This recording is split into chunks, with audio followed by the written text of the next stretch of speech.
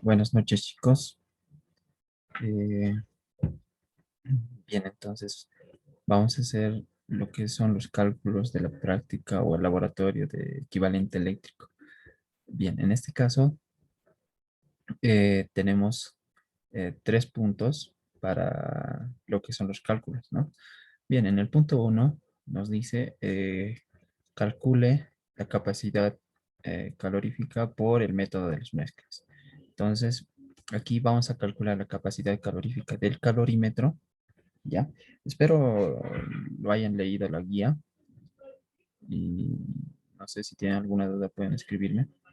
Ya, pero aquí vamos a calcular la capacidad del calorífica del calorímetro, ¿ya? ¿Qué es esta capacidad calorífica? Tal vez algunos se van a preguntar. Entonces, esta capacidad calorífica me indica, ya, cuánto de energía, digamos, es necesario aportar para que mi calorímetro se incremente en 1 grado Celsius, ¿ya? O sea, cuánta de energía tiene que absorber para poder calentarse o para poder elevar su temperatura en 1 grado Celsius. Eso significa la capacidad calorífica, ¿ya? Entonces, ustedes si han leído la guía, el experimento se trata de eso, ¿no? Eh, vamos a, vamos a en este caso, calentar el agua, ¿no? Vamos a tener un proceso de calentamiento mediante una resistencia, ¿no? Entonces, el agua se va a ir calentando y este recipiente que es el calorímetro se va a ir calentando también, o sea, va a ir absorbiendo ese calor, ¿no ve? Entonces, es muy necesario saber es- este, esta capacidad calorífica, ¿ya?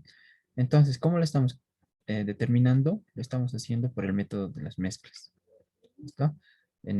Aquí en el laboratorio, perdón, en la guía se explica muy bien cuál es el método.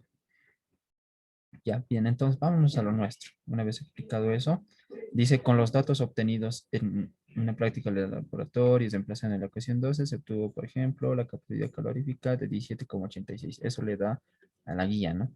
Ahora vamos a ver en nuestro caso. Entonces, ¿cuál es la ecuación 12? Yo aquí ya lo he hecho en el Excelcito que ya lo estoy pasando en el grupo de WhatsApp.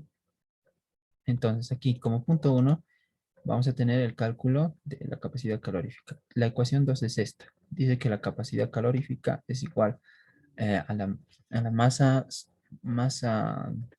M2 por este por C sub A es el calor específico del agua, ¿ya?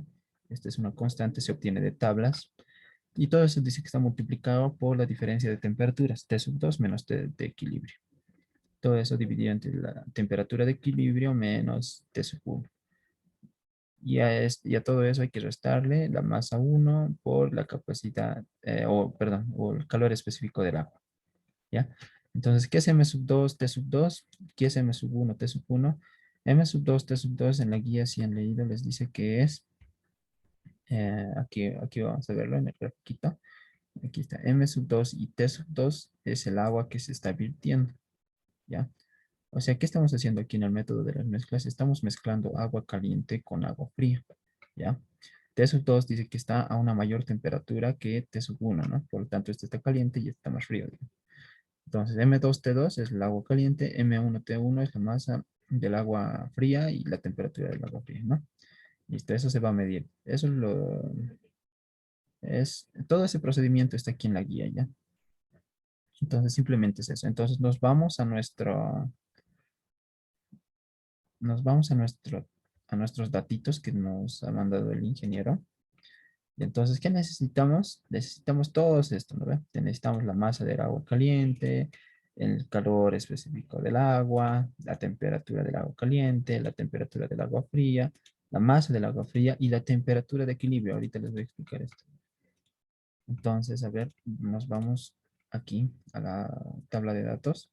Entonces, tenemos, fíjense, el peso del calorímetro. Y aquí dice, ¿no? Para el cálculo de la capacidad calorífica, nos está dando los siguientes datos. La masa del agua fría, que es 187, pero fíjense que dice peso del calorímetro con agua, ¿no? O sea, nos están dando el peso del calorímetro más el peso del agua, que es M1, ¿no? Entonces, ¿qué vamos a tener que hacer? Vamos a tener que restar esto del peso del calorímetro que está aquí, ¿no? Eso ya lo tenemos aquí hecho, ¿ya? Entonces, aquí se está restando para hallar la masa del agua fría. Se está restando los 187,3 menos los 94,2, que es el peso del calorímetro. ¿Listo? Entonces, eso me da 93 como lo propio para, para cuando ya se ha mezclado el agua. Ah, perdón. Perdón, sí, para cuando ya para hallar la masa del agua caliente, ¿no? Porque aquí me indica el peso del agua, pero ya mezclado, ¿no? De cuando ya se lo ha vertido el agua caliente sobre el agua fría, ¿no? Y eso es 250,5. Entonces aquí igual se hace esa resta, ¿no? 250,5 menos lo que tenía del peso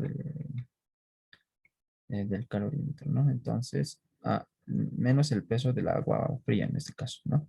Entonces eso me da la masa 2, 63,2. Listo. Todo eso lo plasmamos en nuestra tablita. Aquí está.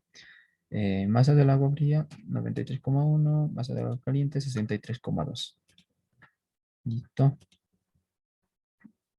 ¿Qué más? Ya, listo, ya tenemos las más. Necesitamos las temperaturas. Temperatura del agua fría. ¿Cuánto es? 17 grados Celsius. Temperatura del agua caliente. ¿Cuánto es? 75 grados Celsius. Esto es lo que se está virtiendo sobre esto, ¿no? Listo, entonces anotamos también esos datos, ¿no? Temperatura 1, temperatura 2, ahí está. El, el calor específico del agua se supa, lo sacamos de tablas y esto es, y nos da también aquí en los datitos, ¿no? Nos dice que es una caloría sobre en gramo grado Celsius. ¿Listo? Entonces, eso es uno, ahí lo anoto como uno. Ya, ¿qué más? Ahora necesito la temperatura de equilibrio, ¿no? Necesito la temperatura de equilibrio. En los datos me da, ya me da, ¿no? La temperatura de equilibrio es 38 grados Celsius. ¿Cómo eh, se ha determinado esto? La temperatura de equilibrio se mide cuando el agua, el agua caliente al mezclarse con el agua fría, pues, eh, nosotros en el calorímetro tenemos un agitador, ¿ya? Entonces vamos, ¿cómo se dice? Disolviendo, no, no sería la palabra correcta, sería batiendo, digamos, el agua, mezclándolo con el agitador. Entonces hay un momento en que el agua fría y el agua caliente entran en el equilibrio, ¿no? Va a haber un momento en que sus temperaturas no van a variar mucho en el tiempo, entonces hay que tener mucho cuidado en tomar esta temperatura, ¿ya? Bien, entonces, pero como ya nos da, son 38 grados Celsius, dice, ¿no? Listo, entonces lo anotamos como datito, listo, lo único. Entonces lo que hacemos es meter todos estos datos aquí a la fórmula, ¿no? Entonces, aquí yo ya les he pasado, todo esto sería la fórmula y me da que la capacidad calorífica es de 18,25. Aquí cosas, calorías sobre grados Celsius, ¿listo?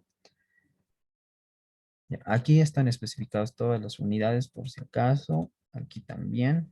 ¿Ya? Listo. Entonces nos vamos al punto 2 de la guía. ¿Qué dice? Calcular el equivalente eléctrico J' empleando T sub F. Todavía sin corregir con la ley de enfriamiento de Newton. Nótese que en 8 en lugar de TF se usa Tmax. Entonces vamos a usar esta ecuación. ¿Ya? Espero que la hayan leído la guía en verdad, chicos. Ya, pero a ver, les explicando un poquito. El equivalente eléctrico J, ya, no es nada más que la relación de la energía que se está disipando en la resistencia del calentador dividido entre el calor que, entre el calor, bueno, entre el calor que está absorbiendo el calorímetro, digamos, ¿ya? Entonces todo esto es el calor que gana el calorímetro. ¿Debido a qué? A la disipación de energía en la resistencia. ¿Listo? Entonces, eso es. ¿Ya? Entonces, vamos a aplicar esta ecuación donde B es el voltaje de la fuente, ¿no? Para poder calentar. T sub 0 es el tiempo total que ha transcurrido hasta calentarse, ¿ya?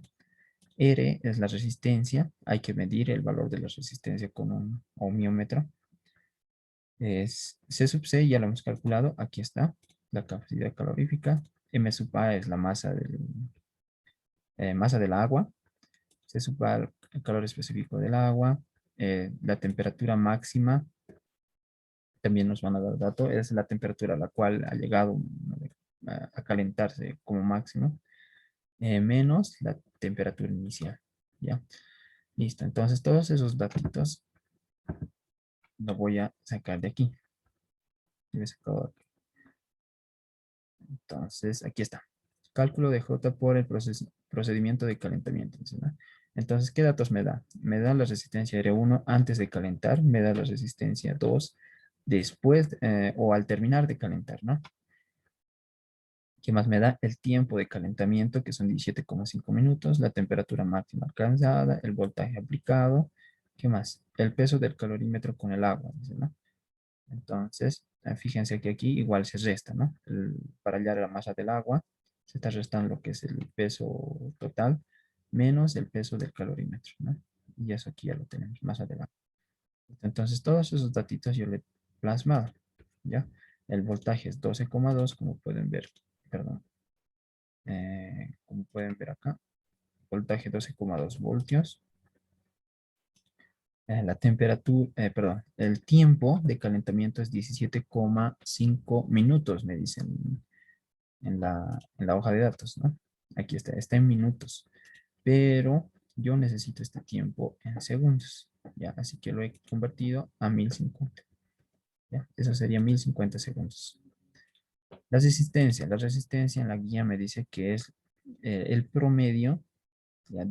Porque ustedes saben que la resistencia al calentarse puede variar su valor, ¿ya? Varía su valor de la resistencia.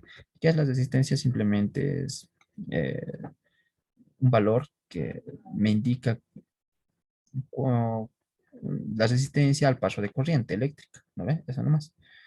Entonces aquí, la resistencia antes de calentar es 4,3 y la resistencia después de calentar es 4,3. Entonces se saca un promedio entre esos dos. Y va a ser lo mismo, ¿no? 4,3.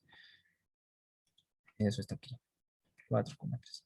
La masa del agua, 187,6, ya lo hemos visto. La temperatura máxima que alcanza es 50, eso igual está aquí en la hoja de datos. La temperatura inicial es 21. ¿De dónde he sacado ese 21? Aquí no me dice. ¿Ya?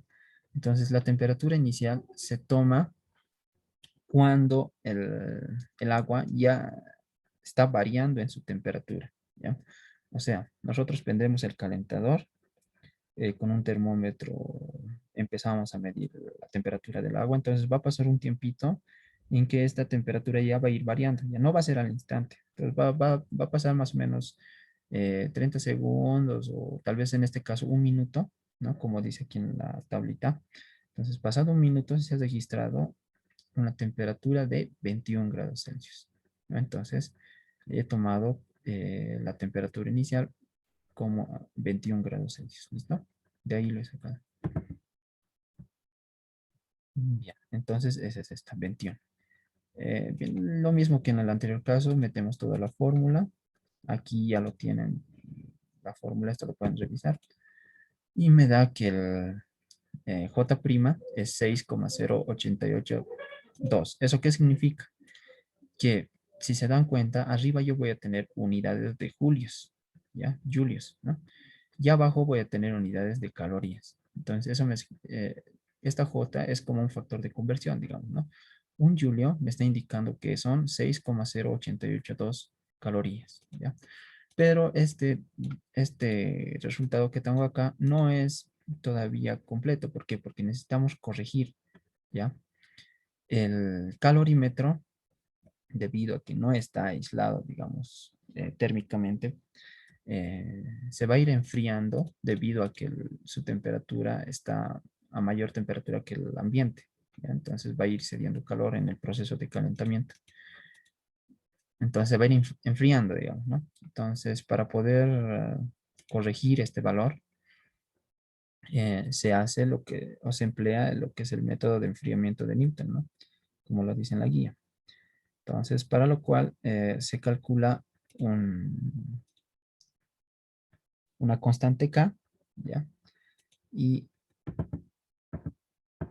y si nos vamos a los cálculos, en el punto 3 me pide calcular el K promedio, ¿ya?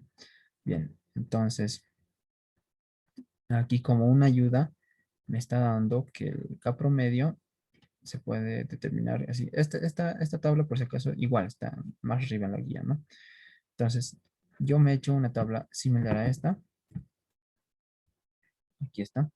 Para calcular el K promedio, nosotros tenemos esta ecuación, la ecuación 13, que me dice que es igual a menos logaritmo neperiano de la temperatura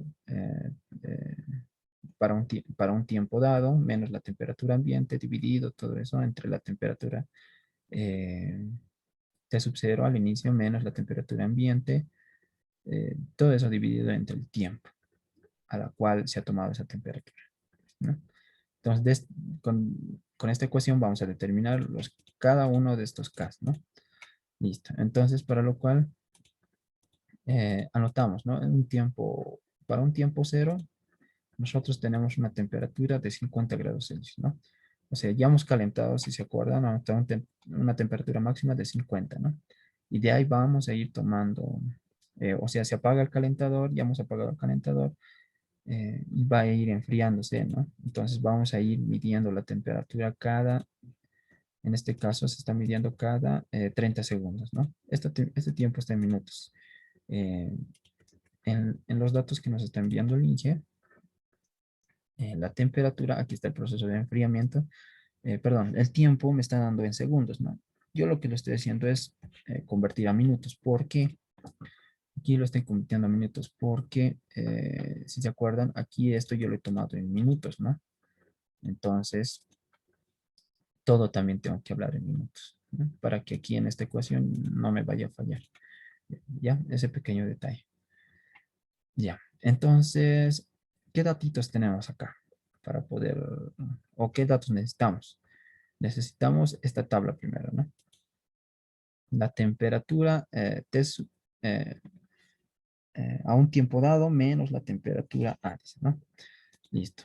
Entonces, eso lo estoy colocando en una columna, ¿no? Se coloca en una columna y la parte del denominador del logaritmo dice la temperatura inicial menos la temperatura ambiente, ¿no? Entonces, lo estoy colocando aquí en otra columna y esta se calcula de la siguiente manera. Hay que restar la temperatura anterior menos la temperatura ambiente, ¿ya? O sea, para este tiempo estoy tomando la temperatura anterior menos la temperatura ambiente, ¿ya?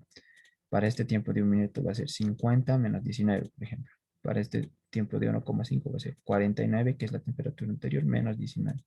Entonces, de esa manera se ha calculado esto. ¿Ya? Ya, ¿qué más? Esta columna del tiempo. El tiempo me dice que tiene que ser el tiempo anterior menos el tiempo actual, ¿no? Entonces, esto se está calculando de la siguiente manera. Aquí tenemos la columna de los tiempos. Ya se está calculando el tiempo t sub 0, perdón, el tiempo t menos t sub 0, menos el anterior. Esto menos esto. Entonces, para todas las columnas va a ser lo mismo, ¿no? 1 menos 0,5, 0,5. ¿No? Para este caso, otro caso sería 1,5 menos 1. El actual menos el anterior. ¿No? Entonces, de esa forma, yo voy llenando mi tabla. Entonces, como se ha calculado, o como en la hoja de datos me dan, fíjense, cada 30 segundos, entonces siempre va a ser medio segundo el intervalo, ¿no? Perdón, medio segundo, 30 segundos, mejor dicho. Ya, entonces, todos estos datitos se lo he plasmado en esta tabla y con esta fórmula hemos hallado cada uno de estos casos, ¿no? Aquí está, por si acaso, la fórmula. Me dice que es el menos logaritmo neperiano, ¿no ve? De esta columna que sería la resta de esto, dividido entre esta casilla, lo que sería el denominador, y todo eso está dividido entre el tiempo. Listo.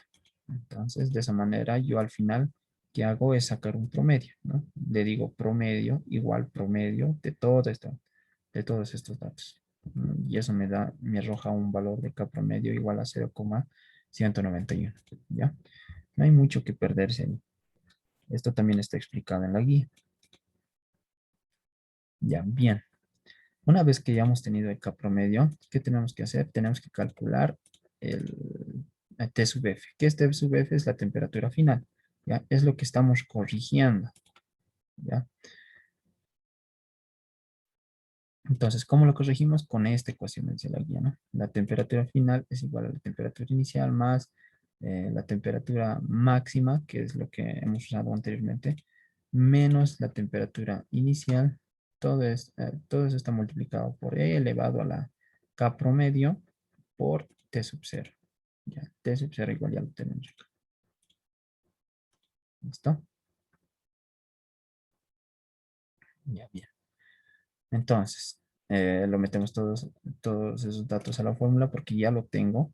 T sub I, ¿cuánto es? 21 más T máximo. La temperatura máxima alcanzada es 50 menos T sub I igual 21 por E elevado a la K promedio. Aquí está la K promedio. Por si acaso esta K promedio tiene unidades de minutos a la menos 1, ¿ya? O 1 sobre minuto. ¿Ya? Entonces, la temperatura T sub 0 tiene que estar, perdón, el tiempo T sub 0 de calentamiento también tiene que estar en minutos, ¿no? Fíjense que aquí está en segundos, ¿no ve? ¿Esto por qué lo he hecho? Eh, para sustituirlo en esta ecuación y que me dé Julius, ¿no ve? Pero ahora yo necesito ese T sub 0 en minutos, ¿ya? Entonces, esto lo he vuelto a convertir en minutos y lo he reemplazado acá, ¿ya? Si se dan cuenta, aquí tenemos un valor de 17,5, ¿no? Que era el valor de tiempo de calentamiento, ¿no ves? De la guía. Aquí está. Tiempo T sub 0, 17,5 minutos, ¿no? Entonces, eso se ha reemplazado. ¿Por qué? Para que se vaya con las unidades del K promedio, ¿no? Listo. Entonces, eso me da una temperatura final de 61 grados Celsius. Ya, esto está en grados Celsius. Bien. Y finalmente, calculamos ahora sí el verdadero o el valor de equivalente eléctrico corregido, ¿ya? Con la siguiente ecuación, con esta.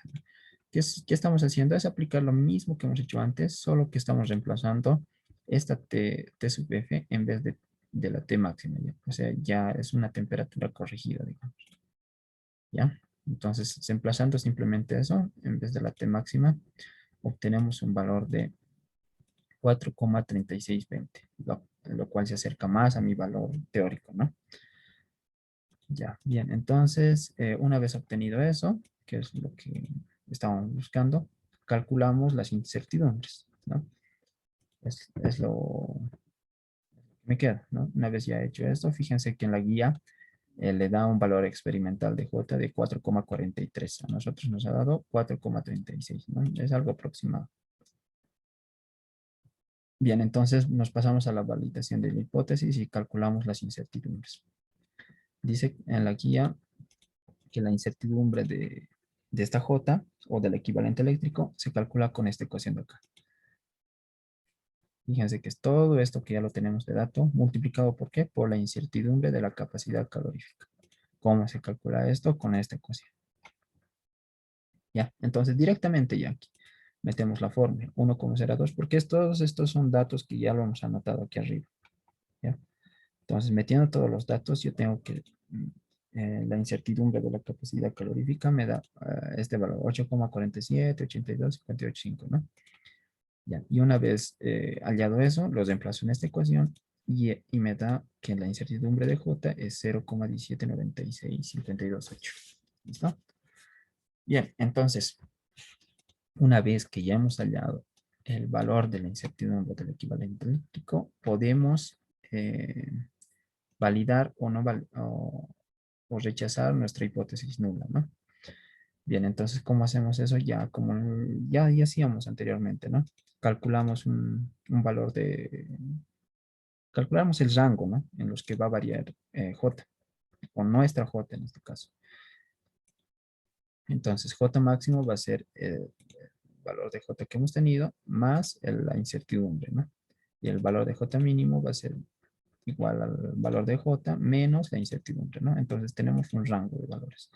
Entonces, vamos a aceptar la hipótesis nula siempre y cuando el valor teórico de J, que es 4,19, se encuentre en ese intervalo.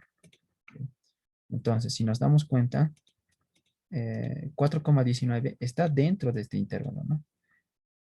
Por lo tanto, aceptamos la hipótesis nula. ¿Qué pasa si esto hubiera sido 4, qué sé yo, que mi J mínimo hubiera estado por 4,2, digamos? En ese caso rechazábamos, ¿no? Porque esto hubiera estado fuera del intervalo. Bien, pero como no es el caso, se acepta la hipótesis nula, ¿no? ¿Por qué? Ya que el valor teórico está incluido en el rango de nuestra incertidumbre. Listo. Entonces esa es la parte de los cálculos, chicos. Espero lo hayan leído la guía. Este es un experimento interesante. Nada, chicos, cualquier cosa, me escriben nomás a mi WhatsApp y estoy para atenderles. Gracias.